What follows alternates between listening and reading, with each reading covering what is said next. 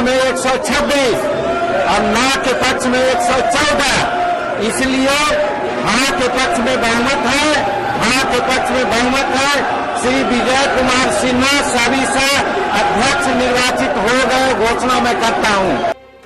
पावन पीठ तक मुझे पहुंचाने के लिए आप सबों का हृदय से मैं आभार व्यक्त करता हूं।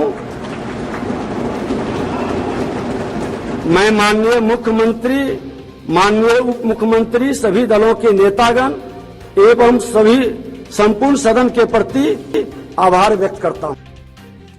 बिहार विधानसभा का जब चुनाव हुआ तो उसमें भी जनादेश की चोरी हुई और आज जब स्पीकर का चुनाव चल रहा है तो भी चोरी की जा रही है और खुलेआम चोरी की जा रही है। किसी से जो नियमावली कहता है कि जो अगर सदन का सदस्य नहीं है उसको बाहर जाना होता है जब दरवाजे बंद होते हैं।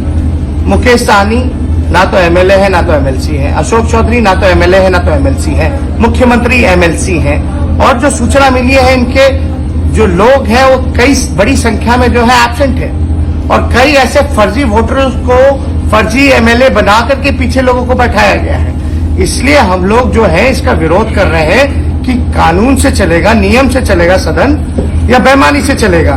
और लगातार ध्वनि मत भी करा दी गई। इसके बाद हम खड़े होकर के ऑब्जेक्शन किए कि जो सदन का सदस्य नहीं है, बाकायदा अनाउंस किया जाता है सेक्रेटरी द्वारा, स्पीकर द्वारा कि अगर वोट का समय अगर सदन का सदस्य जो नहीं है वो व्यक्ति बाहर चला जाए उसके बाद दरवाजा बंद करने की प्रक्रिया शुरू की जाती है।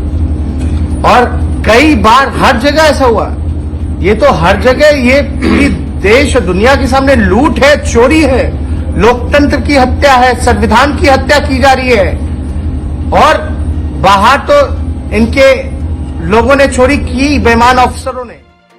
आप में से जिस किसी ने भी, आप में से जिन किन्हीं साथियों ने वो विजुअल्स देखे होंगे, आपको पता चल रहा होगा कि सदन के अंदर विधानसभा में लोकतंत्र कितना शर्मसार महसूस कर रहा है। तर्क दिया जा रहा है पीठासीन प्रोटेम स्पीकर साहब से कि सदन की कार्रवाई में नेता बैठेंगे, मंत्री बैठेंगे जो कहीं सदस्य नहीं है, जो किसी भी सदन के अभी सदस्य नहीं है। आप सब उनके नाम जानते हैं, चाहे माननीय मंत्री अशोक चौधरी जी हो या मुकेश सहनी जी हो या स्वयं मुख्यमंत्री जी हो। डेलिकेट बैलेंस है इस सदन का, आधा आधा बटा हुआ है। जनादेश के अपहरण का तो वैसे ही बोझ झेल रहे हैं माननीय मुख्यमंत्री जी। महत्वपूर्ण बात यह है कि ध्वनि मत लिया जाता है और ध्वनि मत में किनकी ध्वनियां घुस रही हैं जो किसी भी सदन के सदस्य नहीं है। तो मैं फिर से एक बात कहता हूं, आप वो विजुअल्स देखिए, आपको ये स्पष्ट हो जाएगा कि लोकतंत्र की हत्या हो रही है। जो लोग सदन के सदस्य नहीं है वो बड़ी बेहयाई से वहां बैठे हुए हैं। आप मत विभाजन होने दीजिए, वोटिंग होने दीजिए, फिर आइए। लेकिन वोटिंग के दौरान आपकी मौजूदगी साफ तौर पे इंगित करती है कि आपका मन जनादेश के अपहरण के बाद भी नहीं भरा। आप लोकतंत्र के पूरे खात्मे की कोशिश कर रहे हैं। अगर मेरी बात सुनी जा रही हो पीठासीन द्वारा, प्रोटेम स्पीकर द्वारा, मैं उनसे भी आग्रह करूंगा कि संसदीय लोकतंत्र की बेहतर परंपराओं के अनुरूप तमाम वो लोग जो सदस्य नहीं है किसी भी सदन के, चाहे नियमावली के अनुरूप, उन्हें बाहर भेजा जाए। उनके अंदर रहते हुए ये संभव नहीं है कि चुनाव निष्पक्ष और स्वतंत्र हो। अगर आप अपने स्पीकर का चुनाव स्वतंत्र और निष्पक्ष ढंग से नहीं कर सकते तो आप लोकतंत्र से और क्या उम्मीद करेंगे। अगर थोड़ी बहुत भी, मैं समझता हूँ, हया बची हो, माननीय मुख्यमंत्री जी को और तमाम उन मंत्रियों को खुद से सदन छोड़ देना चाहिए और चुनाव तक, जब तक चुनाव संपन्न न हो तब तक वो प्रवेश न करें। अन्यथा लोकतंत्र के इस मंदिर को शर्मसार करने का काम कर रहे हैं और हम आप सब लोग इसके गवाह हैं। गवाही हमारी आपकी ली जाएगी एक दिन। ये मैं समझता हूँ ये संदेश है, ये संकेत है। और अभी भी मुख्यमंत्री जी और उनके प्रिय मंत्रीगण अगर इस बात को नहीं समझते हैं तो एक न एक दिन सड़क और सदन की दूरी खत्म हो जाएगी। लोग आके समझा लेंगे। शुक्रिया।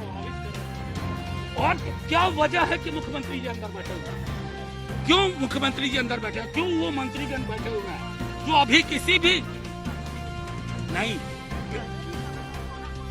आपको मैं आपको बता देता हूं कि विधानसभा अध्यक्ष के चुनाव में कतई ऐसा नहीं होता था, कतई नहीं। बाकी बिल की बात आती है, किसी कानून पे चर्चा होती है, जाहिर है सदन में मंत्रीगण किसी भी सदन में रह सकते हैं, लेकिन जब विधानसभा अध्यक्ष का चुनाव हो और ध्वनि मत में शुरू में बात हो, सारी ध्वनियां हमने देखी हैं विजुअल्स में। आप भी चाहें तो रिवर्स करके वो ध्वनियां देख लेंगे। ये ध्वनि प्रदूषण लोकतंत्र के लिए हुआ। Thank you.